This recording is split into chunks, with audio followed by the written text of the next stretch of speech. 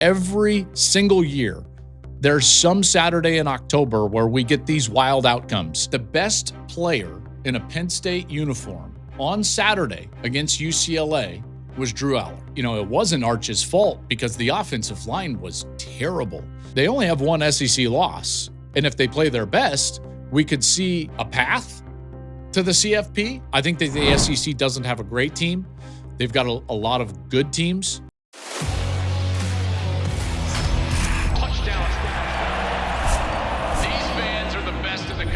A day like today is why we love college football.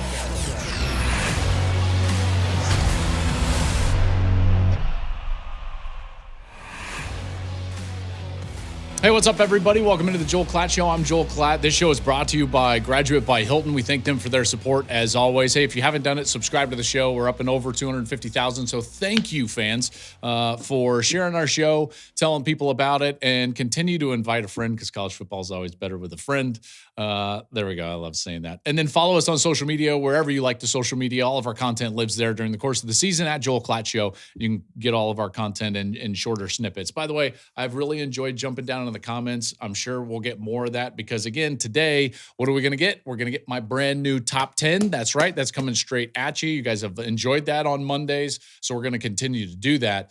But today we actually have to start with those giant games and more specifically, a couple of big upsets in college football. Wild day in college football. And this is one of the things that I think is so great about this sport is that every single year, there's some Saturday in October where we get these wild outcomes. And certainly there was not a more wild outcome than out in Pasadena, where UCLA, winless, had not been in the lead versus anybody all year, took down Penn State in the Rose Bowl. That was an incredible performance by UCLA, but I think I'm going to have to start with Penn State because that's where the conversation is going to be. This was the preseason number 2 team in the country, bringing back a lot of veterans, and the expectations could not have been higher for Penn State. And now all of a sudden, all hell has broken loose for the Nittany Lions. Back-to-back losses, an emotional whiteout loss overtime to a really good Oregon team that all of us believe is one of the best teams in college football. And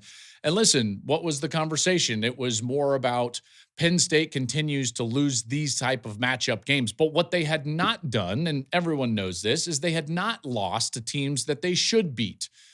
They hadn't done it. Really, their last loss in a situation like this was the 9 overtime game in 2021 against Illinois. This was tried and true. James Franklin had gotten them over this hump of losing the inexplicable game. It was the games that meant everything that we were wanting to see Penn State take a step forward.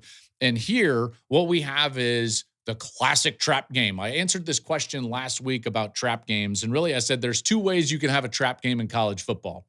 The more classic one is the Texas version at Florida, which we'll talk about in a moment. But this is the one that's a little more sneaky, where you have a really emotional loss or win, just an emotional game where you've got to expend 100% of your energy, emotional energy, everything in it. And then all of a sudden, the result of that game lingers.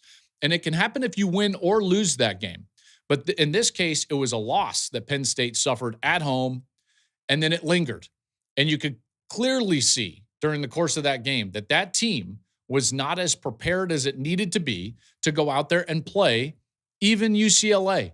A team that was 0-4, had fired both coordinators, fired their head coach, and had nothing to lose. That is a classic trap. In fact, it happened a few years ago after Ohio State had beaten Penn State. I believe it was in 2017. Saquon Barkley took the opening kickoff back, and Ohio State claws back, and it's this big emotional win. Crowd storms the field afterwards. JT Barrett, just an incredible comeback in that game. And then the next week, Ohio State went out and lost to Iowa on the road at Iowa. And again, that's kind of that classic trap game. This was that for Penn State. Not trying to give them any excuses, but you're on the road, team that you don't respect, and all of a sudden, they're in a ball game. And UCLA emptied the bucket. I loved UCLA, their plan, everything about what they did. And again, I want to give them their flowers, and I will do that right after I evaluate what's gone on at Penn State. Let's start on the offensive side of the football, even though they were able to claw back and get within a score of that game. And we'll talk about their defense, there's no doubt. But this offense is where I think the lion's share of the criticism lies. And that's because their quarterback, Drew Aller, has been at the middle of a lot of these games where their fan base feels like they come up short. And I'll just say this about Penn State's offense, and I said this last week as well. When I watch their offense, what they're trying to run and the pieces they're trying to run it with aren't fitting right now. And they've got to figure that out. And they better figure that out quickly now with 2 losses. Their backs are clearly up against the wall. Talented pieces that it's just not working. So they have to go back to the drawing board and try to look at what do our players do best and how can we best put them in those positions to succeed. That's really what a coach's job is. That's what they have to do right now because it's not working. And certainly on Saturday, that was the case. This is what I think is telling about Penn State is that when you look at the last 2 weeks and you look at what the game plan was, I'm talking about base downs, first half, what they spent their entire week in preparation getting ready to do, it has not worked. It didn't work against Oregon in the first half, and it certainly didn't work against UCLA in the first half. And you can't just chalk this up to like, well, they weren't ready to play.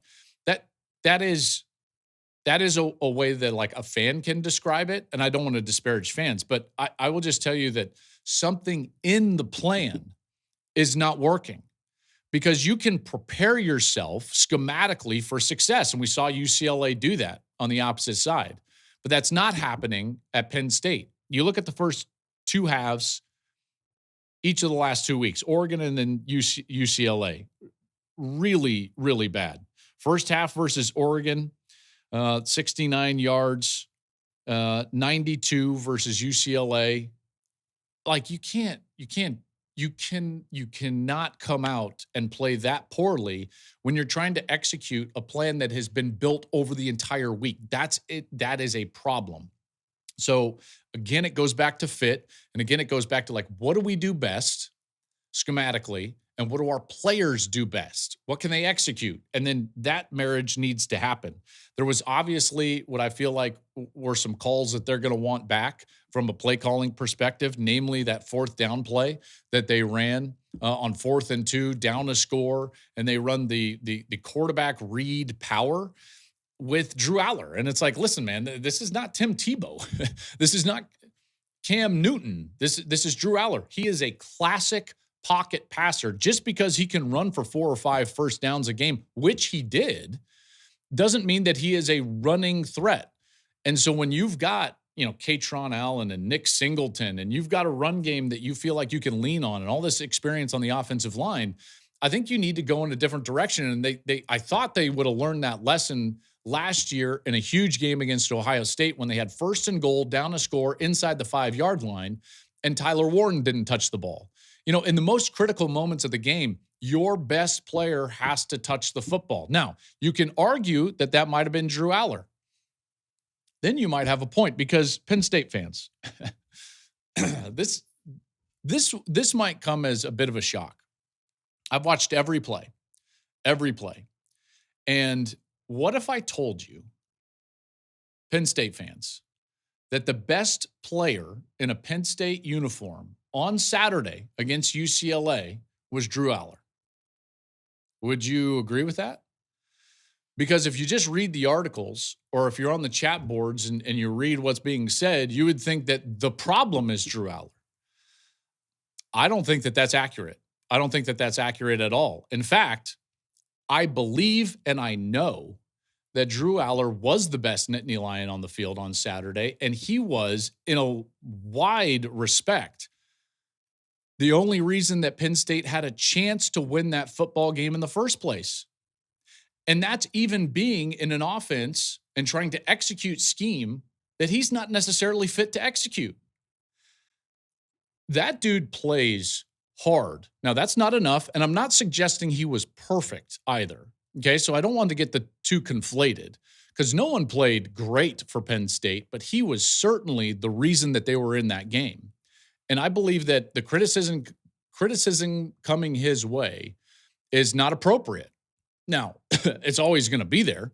And as a former quarterback, I understand uniquely, and I'm fully aware that the quarterback is always going to get more credit than he should when the team is playing well, and he's going to get more criticism than he should when the team does not play well. So listen, that's what you sign up for. And I know Drew would say that as well. I've talked to him before. Like, he understands that, and all of us that played that position understand that. But I'm here to tell you as an outside observer, and I know what I'm looking at, Drew was not the problem on Saturday.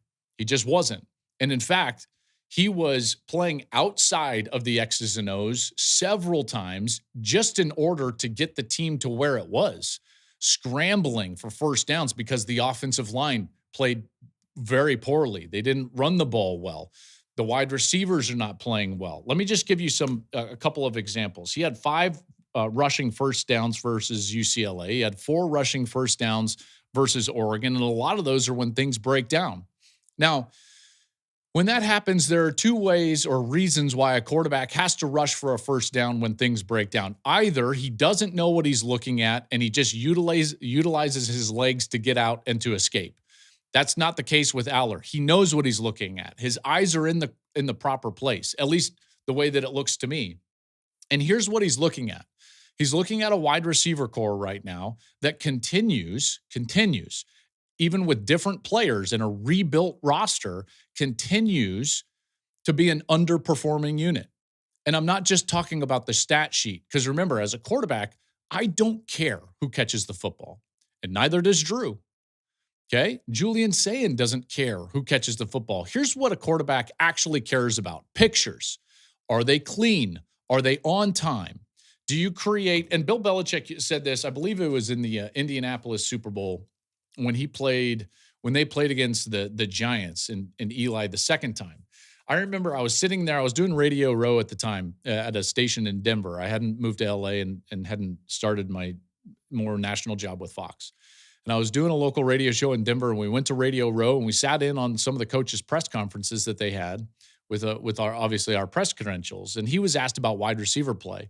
Because you remember, like, wide receiver play, apart from Randy Moss, New England never really prioritized wide receivers. And he said, listen, there's really only 2 things that I care about with a wide receiver. Can you create separation, and do you catch the ball?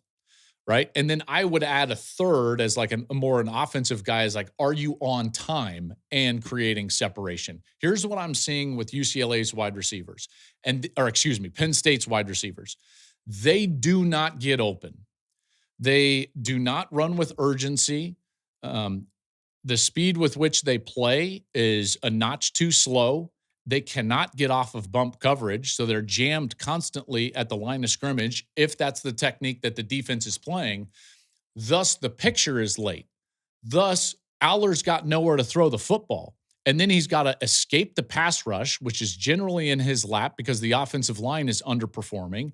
And several times he escaped as not a guy that's going to threaten you with his mobility, but just with sheer courage and competitiveness. He got those first downs. Again, he ran for 5 first downs. Not all of those designed. In fact, very few of them. 3 or 4 of those are just him competing, moving the chains. All right? Because when he's looking down the field, he sees guys that are not running hard, jammed, covered. That's a problem. That's a problem. There was even a play late in that ball game where it looks like he overthrows the tight end on a little wheel route into the end zone. And obviously that's a touchdown that they desperately needed. And I'm sure a Penn State fan would have said to themselves like, Aller's got to hit that. And yes, he does. But he's not the only variable in that equation. He's not. Now, you got to put it on him, and I understand that. But he's also throwing to a spot, and he's got to assume that once his tight end gets a step and has leverage over the top of the defender, that he has to use speed to create the space. You got to go. You have won. The one thing you can't do as a pass catcher in that moment, once you've gotten a step past the defender and you're running down the field, is slow down. And the tight end slows down. Drew throws it to a spot he thinks he's going to be at. The tight end turns himself around, and it looks like it's overthrown. The ball was actually well thrown from Aller. These, I'm sure, sound like excuses. And I'm not trying to be any apologist here for Drew. He's got to play better at times. There's no doubt. There's no doubt. And he wasn't perfect. But Saturday was not on him. It was not on him. The offensive line was not good, and then the game plan was not good. Let me just give you a quick synopsis, and this is, again, what I saw. When I'm watching that film, I saw them try to run that stretch quarterback power that they did on fourth down one other time during the game. And it was all the way back in the first half. I believe it was the second quarter. It was the second quarter, actually. They were going left to right. And it was a first down in minus territory. 1st and 10. Okay. And they tried to run it, and the back was blown up, and he did not make a good read, and he gave it to the back. And it looked like the quarterback run maybe would have been there if he pulls in and takes it up the middle of the field. So on film, and they're watching on the iPads, I'm sure they think to themselves like, hey, we can get into that set again or run that concept again out of a different set. And maybe the quarterback run is going to be there. But it went for -7. -7. Now, there were other short yardage opportunities that they had during the course of the game. A couple on third down. I believe one of them was on fourth down, but a couple on third down. They got into an unbalanced, or I would say power set, into the short side of the field and just ran a toss sweep. You can go back and watch this, by the way, Penn State fans. Toss sweep, short yardage, short side of the field with linemen and tight ends in front, and they mauled UCLA. Easy first downs. Easy first downs. You get into a second quarter, 4th and 2.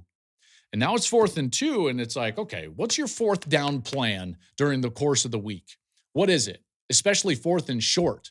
Even with that offensive line, even with those running backs, you're Penn State, they're UCLA, you should be able to run for the first down. It's 4th and 2. And they get into a spread set, and they run a mesh concept where they got 2 drag routes trying to cross the field. Great versus man coverage, right? Absolutely. I would call it versus man coverage. There's no doubt. One problem, it's zone. You can't run mesh on 4th and 2 versus zone. So Aller sits back there. The mesh doesn't affect one defender whatsoever. He's got routes on the outside that are jogging off the line of scrimmage. They're not open, and he has to take a sack. And if I'm a Penn State fan watching at home, I'm probably thinking to myself like, oh, Aller, come on. Not his problem. Play call, terrible. Play execution, even worse. So these are the things that I see on film. Now you get to 4th and 2. The game is on the line. And I don't quite understand how you would go back to a play concept that got a -7 earlier in the game. I constantly, so Steve is with me here, and during the course of games when he's also with me in the booth, we will earmark plays during the course of the game. Always, every single week in the booth, we're constantly ticking off plays. I'm telling the truck down, our production truck, hey, they're going to come back to that. That was a successful play. That was a successful formation. In a big moment, they're going to need something late in the game. They're going to get back to what worked. What I don't understand is why we would go back to something that did not work, in particular at the biggest moment of the game. Now we get to the defense. I know that was a long dissertation, but again, like it was pretty bad. The film was for Penn State. You get to the defensive side of the football, they couldn't get a stop. Comebacks are like puzzles. They happen one piece at a time. And can you imagine if you're trying to do a puzzle and you're trying to put it together one piece at a time, right? And somebody, after you put a piece in, just comes over, maybe you got a little brother or something, a little turd, and he comes in and just pops a piece out and takes it and steals it, running to the other room. Are you ever going to be able to complete the puzzle? No. The answer is no. And that's exactly what happened on Saturday to Penn State. Every time the offense put another piece into that puzzle to come back, what happened? UCLA drove right down the field and scored. Penn State couldn't get a stop. They didn't tackle well in space. They didn't play well with their defensive line. Their defensive backs did not play physical. And Nico Iamaleava was brilliant. He was terrific. Looked like the 5-star quarterback that we all saw at moments against Tennessee, and then certainly showed up on Saturday against Penn State. He was a real threat. Reminded me of the first half against Ohio State in the college football playoff when he was really Tennessee's only offense running the football. And that's very similar to what he did against Penn State, and they could never get a stop. They couldn't get a stop when they needed it. Offense would get within a score, UCLA would extend the lead. Offense would get within a score, UCLA would extend the lead. And that's got to be absolutely maddening. If you're a Penn State fan, if you're a player, And if you're Jim Knowles, he was brought in there on a pretty hefty salary as a guy that has had a lot of success everywhere that he's been, going back to Duke as a defensive coordinator and Oklahoma State as a defensive coordinator, and obviously at Ohio State with what they were able to do, finishing number 1 in the country last year, and they couldn't get it done. You give up 42 to a team that was 134th in scoring offense coming in. I mean, that is a moment right there. So nothing worked for Penn State. Nothing. It is drawing board time for the Penn State Nittany Lions. So before we get into UCLA, the elephant in the room obviously is going to be Coach Franklin and James Franklin and everyone talking about his job. But here's the deal. He's not going to be worried about that right now, because what he's going to be worried about is all the things that I just discussed. And ultimately, and he knows this, and he even said so at the end of the day, he's going to be responsible for fixing all the things that I just described during that lengthy dissertation about his team. And that's going to be his charge, is to go through that and fix the things that are broken. And we'll see if they can do that moving forward. Now we move over to the other side and we take a trip down memory lane, presented by Graduate by Hilton. Nostalgic stays in your favorite college towns. Again, I love staying in Graduates in all of these college towns. And I want to take a trip in the Wayback Machine here and just show you, what do we got? A little deja vu. And that is Jerry Neuheisel being lifted up and carried onto the field, off the field, whatever you want to call it, both as a player when he was a backup back in 2014. He comes on, leads the Bruins to a win over Texas in AT&T Stadium. And here he is on Saturday as the newly minted play caller, being carried off by his guys after dropping a 42-burger on what all of us thought was one of the better defenses in college football. So Neuheisel, twice in his life, been carried off by the Bruins on the field. What a moment for him in the trip down memory lane there, presented by Graduate by Hilton. So let's get to UCLA here. And I got to tell you, man, how about an 8 clap for UCLA? Like UCLA, UCLA. All of a sudden, you see all the flags. You guys know I live in Southern California, right? And I live in a neighborhood like, listen, you're either one or the other here. A lot of USC fans, and obviously you see the USC flags all the time on Saturday. I have not seen a lot of UCLA gear or flags, and sure enough, I come back home on Saturday. I landed late, and I'm driving back into the neighborhood to come home, and sure enough, man, these houses that I know UCLA fans live in these houses, but sure enough, those flags are out, like on the porch, UCLA flags. And I'm like, good for them. What a moment in college football. Think of the turmoil that this program has been in, firing their head coach, Deshaun Foster, one of their own. That's painful. Firing coordinators. And they came out there and played an unbelievable game. Like, they were the better team on Saturday. This was not fluky. I get it. They came out and onside kicked and this or that, but Penn State blocked the punt. Like, listen, they were the better team. They converted when they needed to convert. They outgained Penn State. They did everything better than Penn State. They were better on third down than Penn State. Their quarterback played great. Nico Iamaleava looked like the 5-star player. That's what he looked like. He looked like a guy that could put the team on his back and go out there and win the football game. And, everybody except for one fan base in America has got to be at least mildly happy for the guy. I know that Tennessee fans aren't going to be happy for him, and that's fine. I totally understand that. I get it. But what a story.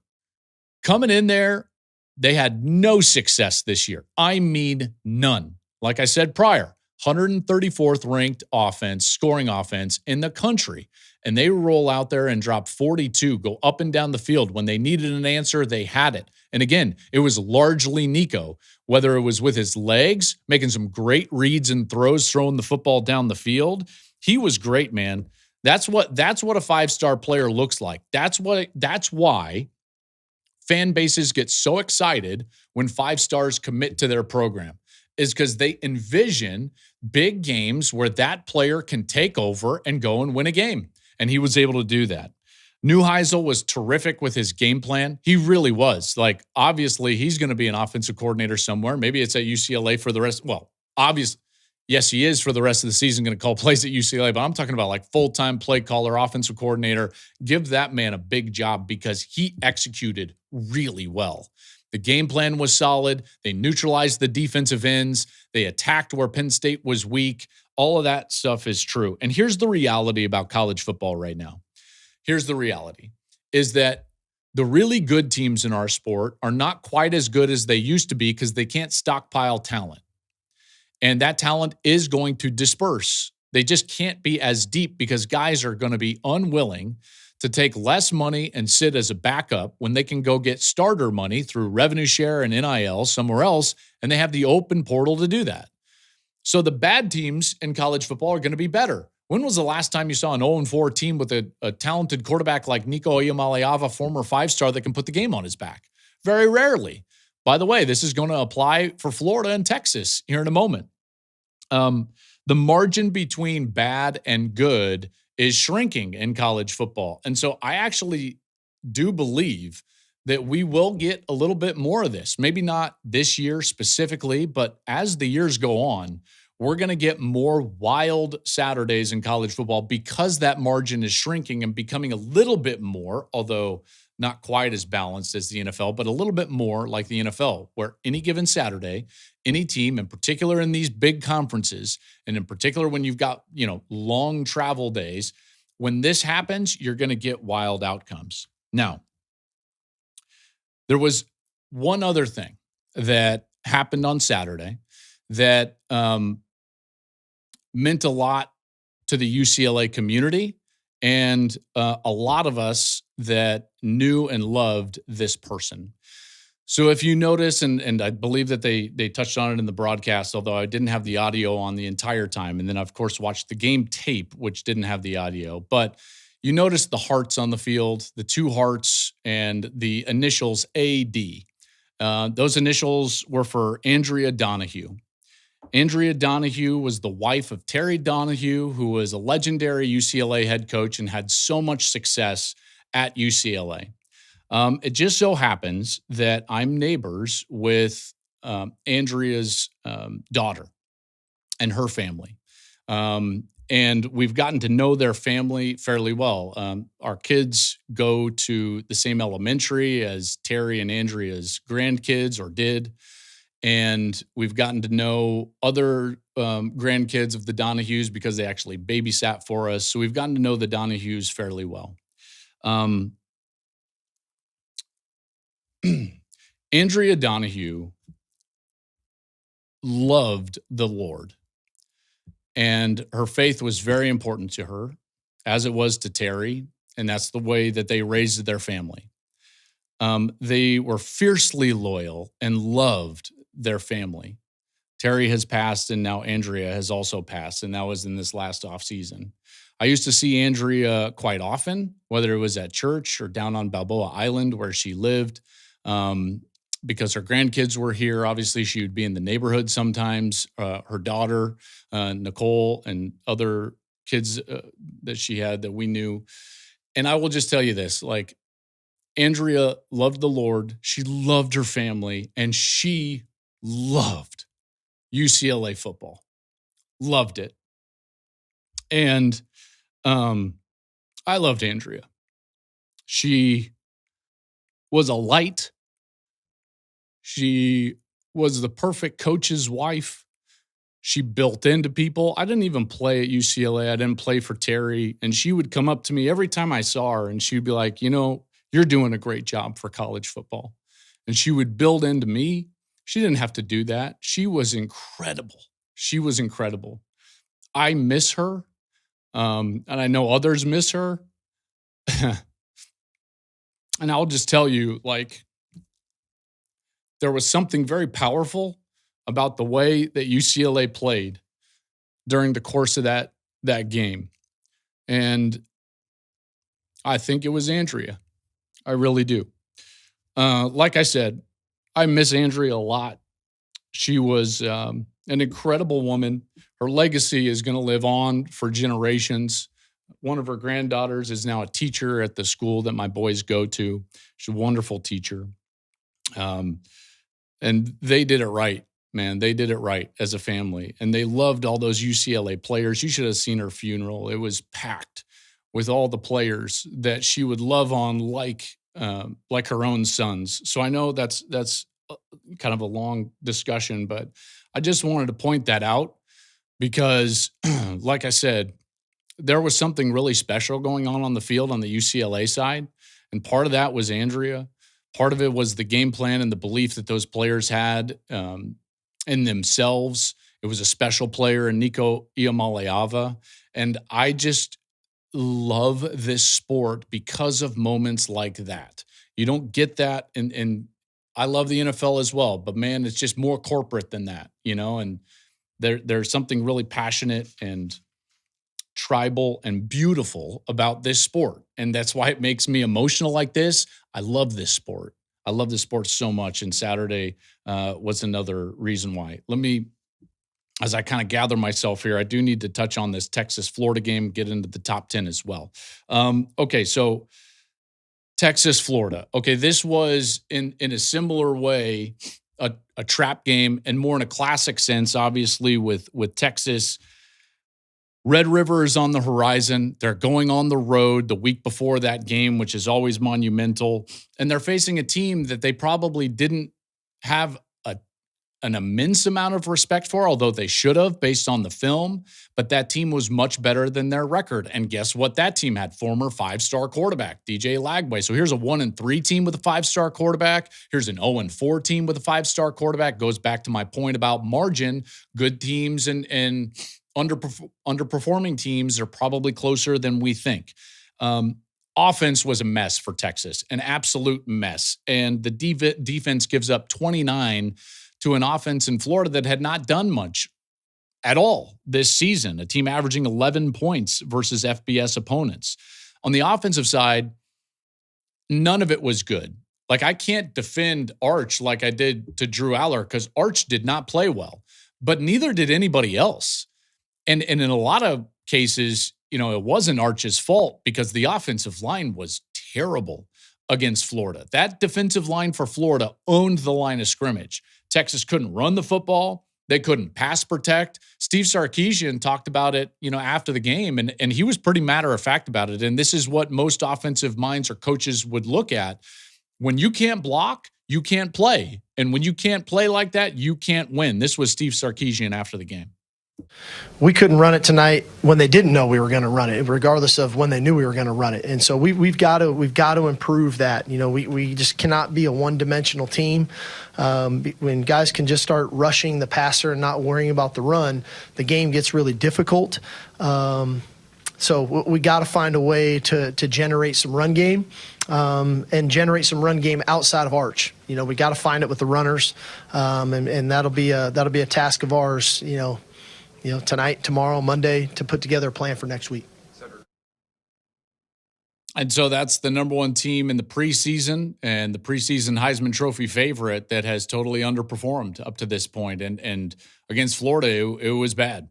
It was bad. That defensive line absolutely took it to them. They've got to fix their offensive line. It was as bad as I've seen in a while. And here's the thing about Sark's offense. Everybody, loves the numbers that they put up and some of the passing numbers that they've had. You think to Mac Jones and some of those USC offenses.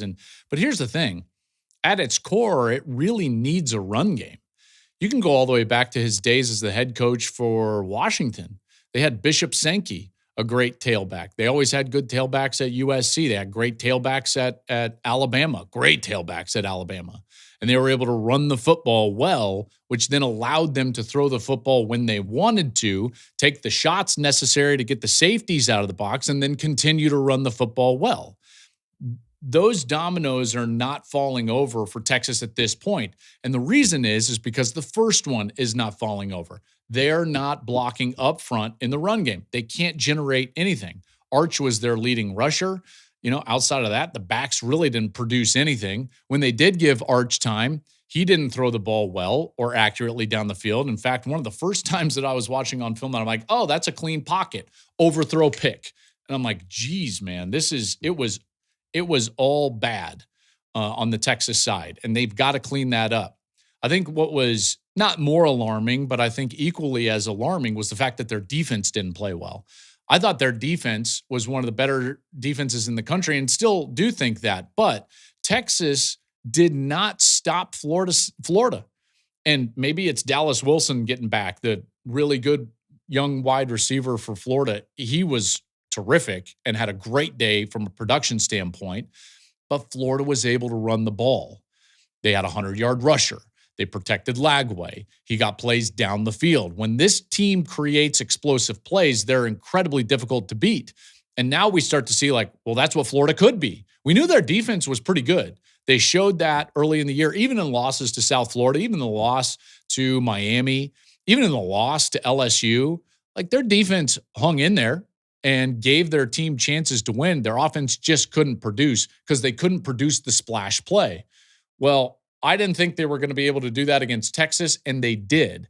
And because of that, they scored 29 and won it. I thought that Texas would maybe get to 21, 24 points and that would be enough. They get to 21 and it wasn't. So the defense has a lot to answer for in this one. On the Florida side, I know this is going to sound negative, but it's almost maddening to me, the roller coaster that Florida gives us, that they can look so bad and then so good and then so bad. It inspires zero confidence moving forward for them. Now, having said that, they only have one SEC loss. And if they play their best, we could see a path to the CFP. Now, their schedule is really, really difficult, right? So let's take a look at some of their most difficult games. And I know they're sitting on 3 losses, but they're going to go at A&M. That's coming up this weekend. They've got Mississippi State, then they've got Georgia, which is not going to be easy. At Ole Miss, not easy. Host Tennessee, host Florida State. Those games are not easy games. However, I would say this, and this is the only 3-loss team in America that I would say this about. They have enough left on their schedule where if they could win out, huge if, because of the lack of consistency. But if they win out, I think they would be in Atlanta. And if they're in Atlanta and they have wins over some of these really quality teams that we've seen during the course of the year, they're probably in the playoff, even at what would that be, 9-3? Now, if they lose that game in Atlanta and go 9-4, no, that's another scenario. But this is the only team that I could see making an argument for at 9-3. Even if they went 9-3 and didn't make it to Atlanta for some reason, some tiebreaker reason, it's just one thing to look out for. Now, that's maybe opposite for Texas. I think Texas, their back is up against the wall. If now you look at their remaining schedule, they're sitting on 2 losses. Now they've got 1 SEC loss, and they're going to have to go out there and beat some really quality opponents and probably win out in order to get themselves in a position to be a CFP team. That Oklahoma game is no longer a game that without Mateer is going to be a difficult game for Oklahoma. Now, all of a sudden, I'm looking at OU, and I'm like, well, hold on. If Florida's defense can cause that type of havoc against Texas because of their lack of quality O-line play, Oklahoma can do the same because that defensive line has been outstanding. OU's got one of the best defenses in America. And if you're telling me that they can get Texas, as we used to call, lock the gates, get them in there, and slow them down, maybe they don't have to score a lot of points. There's been these whispers, the Chipotle rumor. Have you guys heard about the Chipotle rumor about John Mateer standing at a Chipotle, tells some guy yeah, I'm going to be ready for Red River. Maybe, I don't know. It's wild. It would be great. It's only in college football where the starting quarterback for the Sooners is sitting at Chipotle. It doesn't happen in the NFL, right? Josh Allen. Well, maybe Josh Allen goes to Chipotle. I don't know. Chipotle's delicious, so why not? Maybe he would, or maybe he would just order it. I'm not sure. But you're looking at that game, and it's a lot different now than it looked even before this game against Florida. So Texas is up against it. Man, I never in a million years thought we would be in this position. So now it's time for my top 10. But because we've got these teams that have fallen out, I'm just we've got to take a look at what the preseason top 10 was. Let's look at the preseason AP top 10. And we look at what went on. And it's Texas was 1, Penn State was 2, Ohio State was number 3, and Clemson was number 4. I mean, we are 8-7 between those three teams that were in the top 4 in the AP poll. Now everyone's saying like ban preseason polls. Sure, that'd be fine. I would be totally fine with that. I've thought that they have misled the college football public for a long time, and I actually think that they mislead the committee, which then becomes like the de facto college football world in this committee room as they're trying to select CFP teams at the end of the year, and we're giving them these preconceived notions of what a big win is and what isn't a big win, and really we don't know. We don't know. It's harder to predict this sport than ever before, because of all the movement that we see in the transfer portal. And that's the evidence right there. 3 teams in the top 4, they're unranked. Other teams in there that they've fallen way below expectation. Really the only teams that have exceeded expectations maybe are Miami, Ohio State, and well, maybe not Ohio State. They were right in there. Maybe Oregon exceeded them. Maybe Alabama's right where we thought they were. I think they started 8th. They are 8th. But it's like we just don't see these teams that are like, yep, we knew that was going to be them, and they're exactly where they're at. So I wanted to look at that before we go into what this top 10 looks like for me. All right, let's go. Top 10, my top 10 as we get into October. At number 10, I'm going to go with Oklahoma. Now, remember last week I did not have Oklahoma in there. I thought the Mateer injury was going to be really difficult for them to overcome, and it might still be when they face a good opponent. They beat Penn State. Here's what I do know is I do think that defense is pretty real. The defensive line is pretty real, and that's going to give them a chance even if Mateer is not on the field and even if Mateer is not totally healthy moving forward. It brings me back to that comment. Brent Venables was asked, like, why are you going back to calling the defense? And he's like, because I'm good at it. It's like, yep, you sure are. They're 1 or 2 in the country in a lot of categories. Them and Ohio State, right up there at the top of the sport. Not expected to have Mateer back for Texas, but listen, Chipotle rumor. I'm rooting for it. Want to see him on the field, and I want to see the Chipotle rumor actually come to fruition. At number 9 for me is Georgia. They beat Kentucky 35-14, handled their business, did everything that they needed to do. We know that Georgia has some flaws. There's no doubt. We also know that they are potent and that they could beat anybody. There's no doubt about that as well. So Georgia is going to continue to sit in there. They're number 9. At number 8, I'm going to go with Texas Tech. And just a couple of quick thoughts on Texas Tech. I watch all of this film, and like, you can see when a team is good, and then you can see when a team has a good record. Those are 2 totally different things. And I think you guys know that in college football.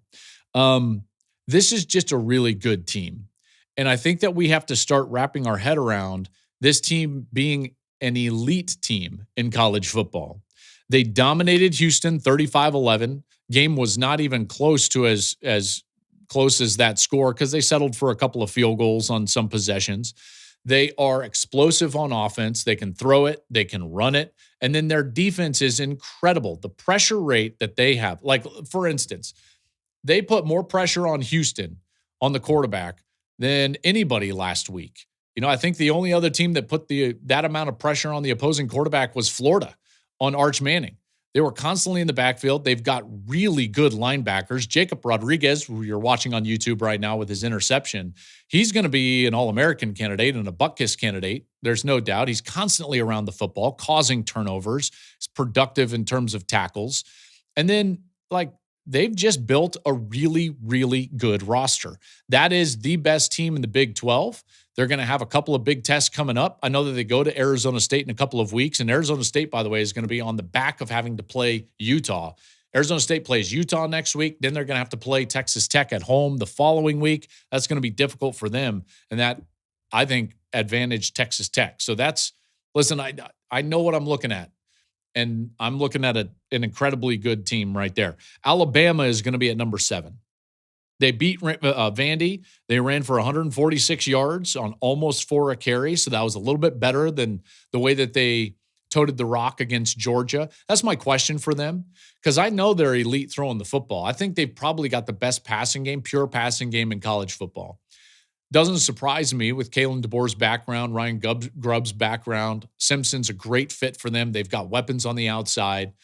I don't necessarily know if it's truly in Kalen DeBoer's DNA and Ryan Grubb's DNA to be great running the football, but they ran it effectively enough against Vandy, certainly more effective than they were on the ground against Georgia. That does need to increase, though, because here's the thing with Alabama.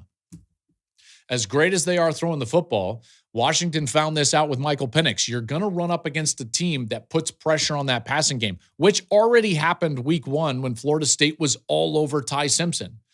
You see, that's one of those things that doesn't always travel. When you all of a sudden don't have a great day protecting the passer, you're going to be very vulnerable. And that's where Alabama is going to be at. But right now, I've got them at number 7. At number 6, I've got Indiana. Again, I think Indiana is an elite team. You watch the way that they play offense. Their defense is incredibly opportunistic. Scheme-wise, they game plan as well or better than anybody. Kurt Cignetti does an incredible job every week of putting his players in position to succeed. Kind of going back to what I said in that first conversation surrounding Penn State. That's the coach's job. Cignetti does that really well, and their defense does it as well. I'm always impressed when I watch Indiana on film, and Mendoza has kind of taken their offense to another level. I thought Curtis Rourke was really good, in particular before he had that hand injury last year against Nebraska. He had the surgery. They were never really the same after that. Mendoza has increased the level of offensive play and execution, and that's huge for Indiana, and they run it well. At 5, I've got Ole Miss. With Chambliss, their offense is more dynamic. Defense played really well against LSU. Ole Miss is right there for me. That's some good wins for them, and I'm going to put them at number 5. At number 4, I've got Texas A&M. Now, I had the 4-box going and my phone. So I had the iPad with the 4-box going on YouTube TV in the plane. Thank goodness when I've got good internet on these airplanes. Got the 4-box going and then my phone going. So I got 5 games going on my way home every single Saturday night. One of the 4 boxes was this Texas A&M game. And it was sluggish at times early on the offensive side.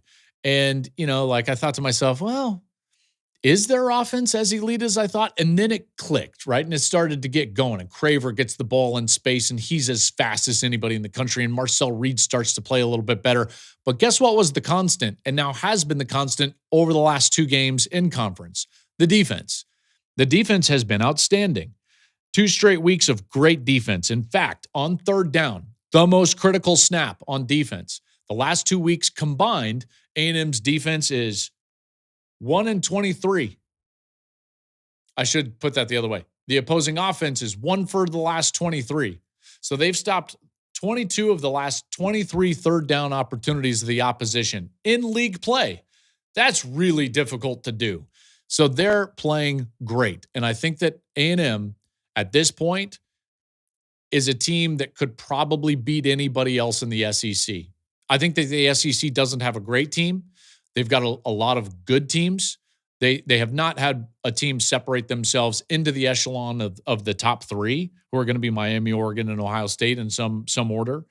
But they've got a lot of good teams. And A&M right now, at least for me, is at the class of that because of the way that they played last week. Number 3, and listen, I know that this is a razor's edge between all these 3 teams. Here's how I'm going to put them, and then I'll discuss all 3. So I'll just do all 3 right now. Miami is going to be number 3 after their win over Florida State 28-22. Oregon is going to be number 2, and then Ohio State is going to be number 1.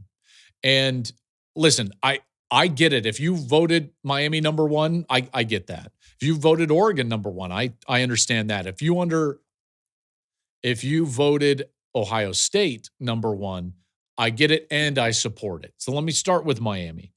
That game was not as close as the final score. We all know it if we watched it, 28-22, but Florida State clawed back in that game and started doing things totally, it became schoolyard ball in a lot of sense. And 17-play drive, Miami's defense starts getting a little bit tired. But man, when it was regular football, like let's just line it up and play, Miami dominated Florida State. Their defensive line dominated Florida State. Castellanos had nowhere to go with the football. And offensively, they're showing quality run game, good offensive line play, and a quarterback that can be elite and explosive. Kadarius Toney on the outside is really good. Man, these these guys that come in and reclassify and play so well, Ryan Williams, Jakeem Stewart, the defensive tackle for USC, it kind of blows my mind how well they play early in their careers. They led that 28-3 in the fourth quarter. That's more of the game that I have in my mind. Florida State keeps getting back in it and back in it. And by the way, they got close to covering. And I was given 4.5 in this one. By the way, the picks 3-2 this week. 3-2, man. I needed a winning record like I needed air to breathe. Number 2 was Oregon, like I said. So again, I really like Miami. I really do. 2 is Oregon. The win over Penn State is obviously a huge win for them. Now they're going to have a monster game against Indiana. That's going to be a huge game at home for Oregon. We'll see if they can rise up again and beat another really quality opponent, top 10 opponent. This one's going to be in their house. And I'll just go back to this. Dante Moore is playing incredible football. And right now, he would probably get the nod for me as the Heisman Trophy winner. I think he's been that good, and he is that good and will be that good. The defense played great, stopping the run against Penn State, made plays when they needed to in overtime with that interception. The run game has been solid. De'Aaron Hill, their true freshman back, is one of the best backs in the country. He's very efficient running the football. But my number 1 team is going to be Ohio State. And so with Ohio State at number 1, that was also one of the games I had on in the 4-box on Saturday night. They just dismantled Minnesota. It's not very close. And here's the bottom line for me. They are the team that has not shown a real weakness in any game. And that's why they're number 1. They are suffocatingly good because they have answers. If you take away their deep passing game, they'll throw it short. If you take away their short passing game, they'll run it. They've got the best offensive player in the country in Jeremiah Smith. If you take him away, Carnell Tate is probably a first-round draft pick on the other side. Tate was incredible. 9 catches, 183, and a touchdown against Minnesota. Hey, that's a pretty good number 2. Hey, by the way, if you single cover Jeremiah Smith at any point, whether it's in the regular spot on the field or in the red zone, they just throw it to him and he makes a play, whether it's a touchdown or not. They can run it with fast backs that are getting better every single game, namely their freshman Bo Jackson, who's right up there in some of the efficiency numbers, average yards per carry, things of that nature. Oh, and hey, by the way, they've got a 5-star quarterback that's starting to look like a 5-star quarterback. The most accurate passer in college football at 80%. He's in the top 5 in passer efficiency. He's only thrown the 2 picks, and they happened a few weeks ago. Like, he's really good. So Ohio State's number 1. Oh, by the way, that whole dissertation about answers and the way that their offense is playing and how elite they are and suffocatingly good they are, guess what I haven't talked about yet? The single best unit in college football. The Ohio State defense is the elite unit in the sport, period.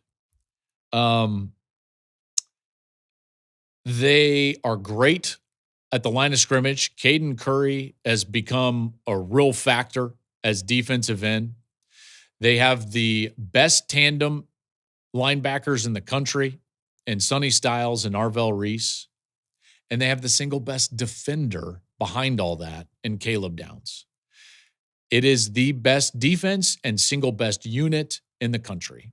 And here's what's scary about that is that a lot of these guys are really smart players, and Matt Patricia has taken them to another level.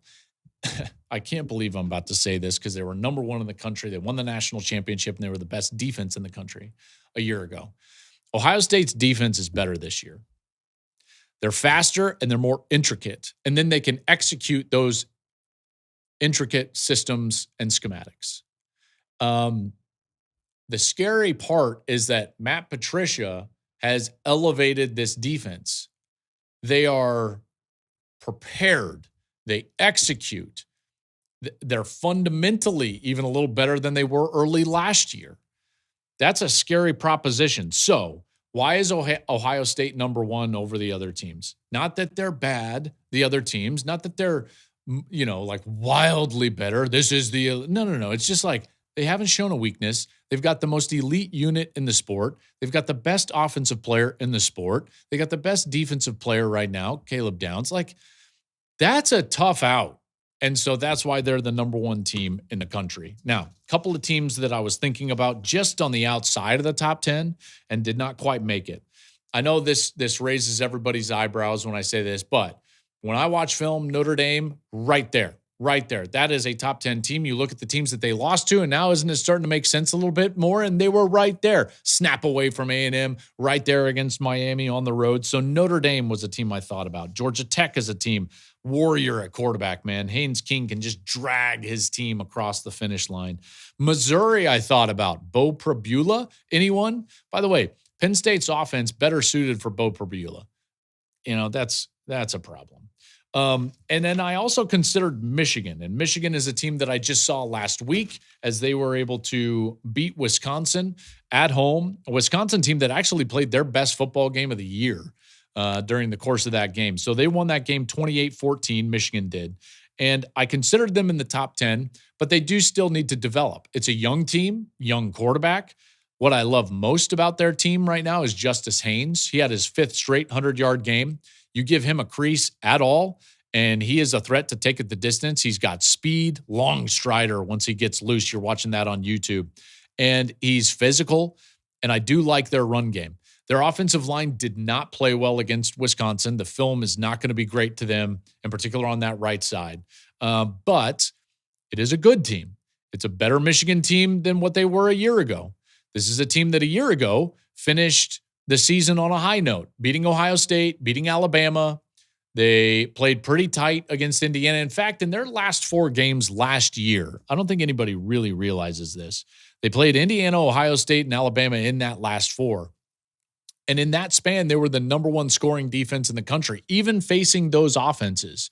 So I do think that defense can and will be elite. They are trying to grow with some young players right now, namely some redshirt freshmen over there on the right side of the offensive line. You've got a true freshman at quarterback I'll get to in a moment. You've got a true freshman wide receiver, Andrew Marsh, that you're trying to bring along. You've got some true freshman corners that they're trying to add to the depth, a redshirt freshman linebacker that they're trying to get going in the depth. So again, kind of a young team. They're experimenting and now have landed on Jayshawn Barham on the edge, which makes them a really quality team. But really what makes them go is the fact that they've got a better quarterback option than they had a year ago. Remember, they threw the football really poorly last year. They were in the mix with the academies in terms of their passing numbers, in particular, their passing numbers as it relates to catches from wide receivers. That's changing. We saw Underwood throw the ball well to Andrew Marsh on the outside, Donovan McCulley on the outside, McCulley is starting to become kind of a go-to number 1 wide receiver.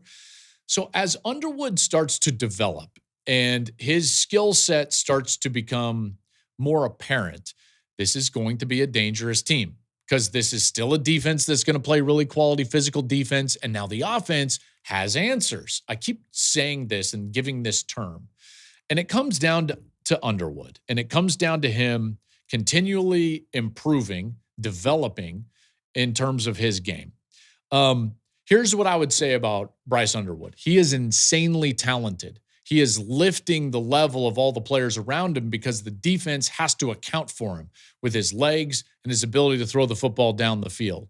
He's got a great arm, and at times he throws the ball a little bit too hard. And I've talked about this before, but as he learns to change pace and become a much better passer rather than just a really talented thrower, see, those two things are actually different.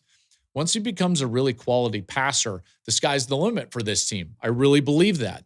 And they've got room to grow. Their ceiling is still way out there. And part of that is the development of Underwood. He is tremendous as a talent, but there are things he has to do better. And in particular, when he's throwing in the short areas, he needs to learn how to pass the football, not throw the football. He can't throw a fastball all the time. Part of the reason they lead the country in drops right now, I believe they've dropped 14 passes now after Saturday against Wisconsin. Part of the reason, not totally, but part of the reason is because he throws it too hard in the short areas. And it's just like, boom, is that the worst thing in the world? No, because I think it's better to have to tone someone down than try to get something more out of a guy that's not there. That's impossible. Toning something down, absolutely possible. So when you see that development from Underwood, that's when Michigan becomes a bit scary, and they're going to have a really tough opponent this week when they travel to LA and they face USC in the Coliseum. That's going to be a great game. I really do believe that's going to be a great game. Watch out for Donovan McCulley. Watch out for Underwood continuing to develop. I think those are the things that are right on the horizon for Michigan. Good team, though. Sharon Moore has done a heck of a job, and he was super excited to get back from that 8-day suspension. Now he is back. They've got a couple of tough games here in their next few. They've got Washington coming up. They've got this USC game, and then not a ton until they get to Ohio State. There is a scenario where this team continues to get better and could wind up as a 10-1 team hosting Ohio State on Thanksgiving weekend. I could see that. That'll do it for today's show. On Wednesday, I've got a really fun experiment. We're going to do 10 games that are going to decide the rest of the season. We did this in the offseason, and they're kind of the obvious big games that we were looking forward to for the regular season. But now as things have played out, there are different games that all of a sudden look a lot different on the schedule that are going to shape the season, the rest of the season, and the college football playoff race. And so I'm going to go through those 10 games that are going to decide the season, something that we did in the summer. We're going to revisit that on Wednesday. Remember to subscribe to the program if you would. I appreciate you all listening, and I really love this sport, as I'm sure you know, and hopefully you kind of feel through the camera as you're watching, and I hope you love it as well. Subscribe to the show on YouTube. Follow us on social media at Joel Klatt Show, and we'll be back on Wednesday with more.